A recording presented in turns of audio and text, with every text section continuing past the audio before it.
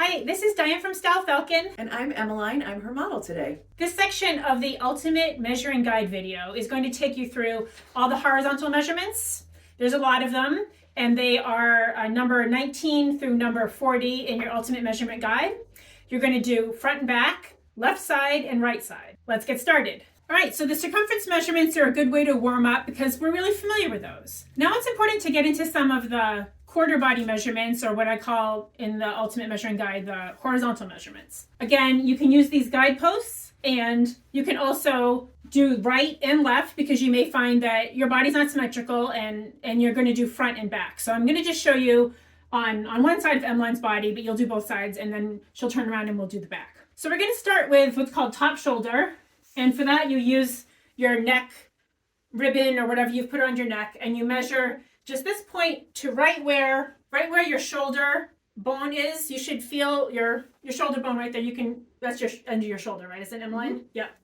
So just measure that. That's called top shoulder. You do front shoulder, which is coming from your vertical line out to that point. The same point, but this is going to be a little shorter than this, likely, on everybody. Then you're going to do what's called arcs, which are from the center to the side. So the chest arc goes from the center to, can you just lift your arm up a little bit there, Emmeline? Sure. Thank you. So it's like what we had the chest measurement, or sometimes people call it the high bust measurement, but it's just the quarter body measurement from the center to kind of under your armpit, like right where your side body is. From there, you're going to do your bust arc, which will be, you can put your arm down now if you like, from the center to the side. There's also the bust span, which is basically the distance between the two highest points of your bust. If you have trouble finding where that high point is, something you can do is just walk toward a door or walk toward a wall, and when your body finally touches the wall, that's the highest point for you, and you could mark it with stickers or something if you want, but it also should be your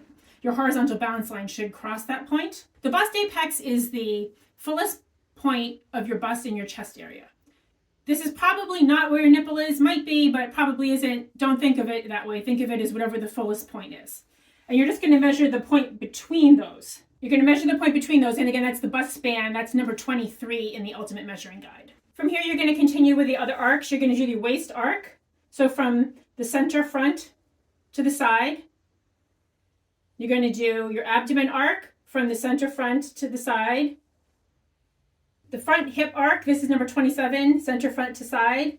And then the front full hip arc, center front to side. From there, you're going to take a half body measurement of your legs. So you don't need to do the center front. You can do it from side to side. So for I'll just get down here.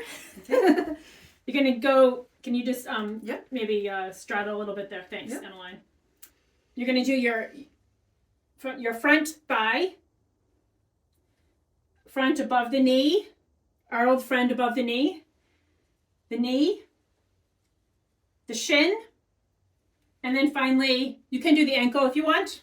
That's not really necessary, but since you're there, maybe give that a try as well. So that's the first part of our horizontal measurements, and you'll again want to do this on your right and your left, and mark down and just note what the differences are. You may be surprised.